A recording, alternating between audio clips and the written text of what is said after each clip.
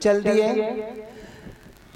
वो बड़ी धूप है, लाला से नहीं चला गया, ठोकर लगी गिर गया और कहने लगा मैया हरे प्यारा न कंटक लगे चला नहीं जाता है, हर काशी कितनी दूर बता मेरी माता है।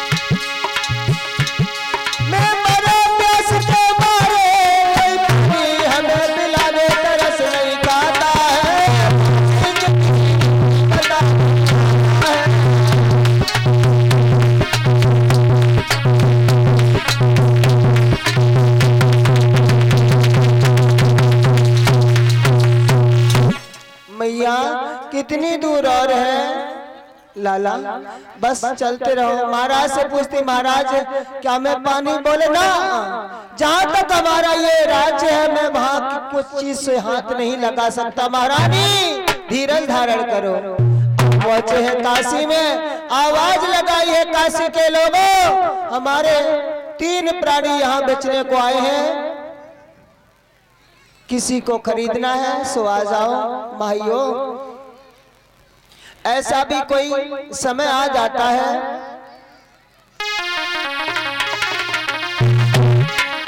हर काशी बीच नगरिया में भैया कीमत हो गई बजरिया, कीमत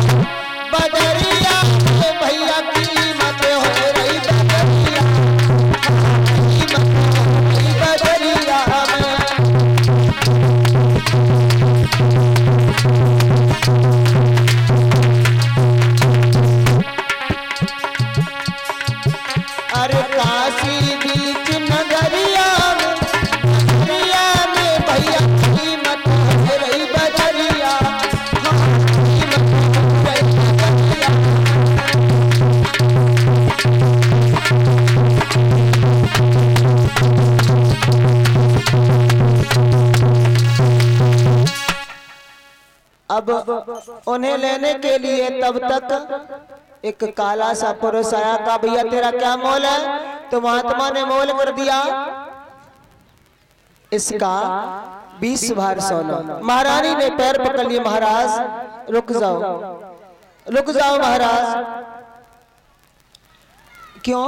अगर तुम खुद बेच जाओगे तो मुझे बेचने का अधिकार किसी का नहीं रहेगा, इसलिए पहले मुझे बेच दो, उसके बाद में तुम खुद जो चाहो सो करना।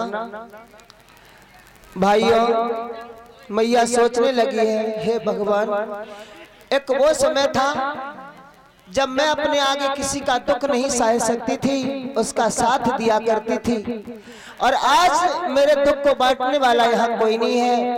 रोने लगी माँ।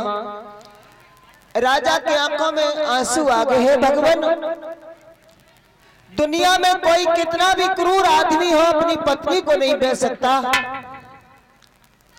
कैसा भी यह व्यक्ति हो वो अपनी पत्नी को नहीं बेच सकता, और मैं एक ऐसा भागा हूं जो अपनी पत्नी और बेटे को बेचने बाजार में लाया हूं। रानी कहती, महाराज उदास मत हो,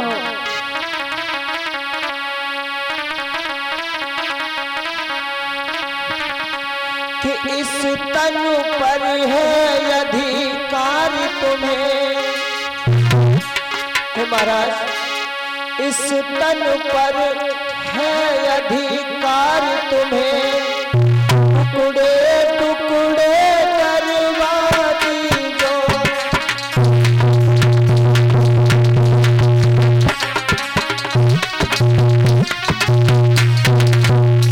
महाराज,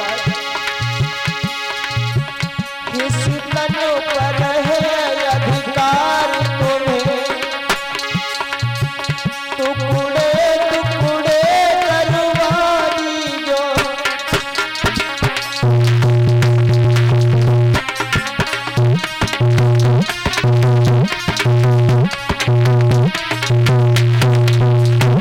और इस तन पर है अधिकार तुम्हें, टुकड़े टुकड़े करवा दीजो। बेचना कौन सी बड़ी बात, चाहे सो कसा करा दीजो।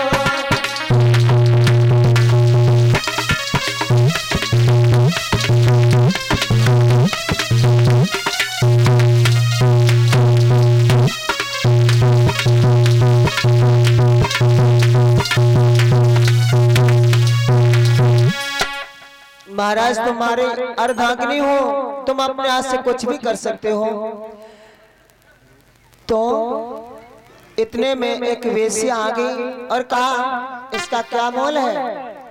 महारानी ने फिर से पैर पकड़ लिया। महाराज, क्या मैं इस वेश्या के लायक हूं?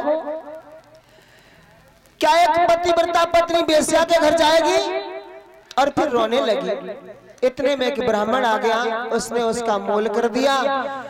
और तब रानी ने कहा, ये मेरा बेटा है, ये ब्राह्मण देव, अगर तुम्हें जरूरत हो तो इसे भी ले चलो, मेरे बाद इसका कोई नहीं है। तो 20-20 दोनों का 40 बार सोना दे करके दोनों लोगों को लेके आए और बड़े प्रेम से उनके घर में रहने लगे। और उधर से जब दोनों एक दूसरे से जुदा हुए, कालू मेहतर ने 20 बार सोना दिया, और दोनों जब जुदा हुए तो रोने लगे और कहने लगे, देखो सब कुछ सहना पर धर्म को याद रखना, और समय मिला तो दोबारा मिलेंगे, और नहीं समय मिला तो भगवान की याद में अपने सहारे से जीवन उतार लेंगे। और चल दिए हैं। कालू ने एक होटल पे भोजन बांध दिया। हरिया भैया, तुम यहाँ से भोजन करते रहना, गंगा जी से जल लिया करके हमारे घर पे देते रहना। पहले दिन का भोजन लेके आए, इतने में एक चांडाल आ गया, वो खा गया। दूसरे दिन लेकर के आए, इतने में भिखारी आ गया, भैया मैं कई दिनों से भूखा हूं, ये भोजन बोले खा ले। फिर एक दरिद्री आ गया तीसरे दिन, भैया मैं कई दिनों से भूखा हूं, मुझे बोले तू खा ले। 3 दिन का भोजन लेके आए होटल से, वो तीनों दिन खिला दिया। बोले खाने को मिलता नहीं तो क्यों लेके आओ। 1 महीना हो गया, यानी कि 27 दिन हो गए। महाराज हरिश्चंद्र ने एक तिल तक नहीं खाया। घड़ा लेकर के चले हैं। तो चक्कर आ गया और पहुंचे हैं जैसे ही घड़ा तो भर लिया, उठाया नहीं जा रहा है।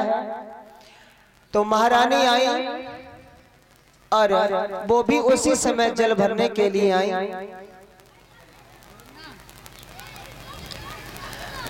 अच्छा, हम जो काय के लिए आए, जाय के लिए आए,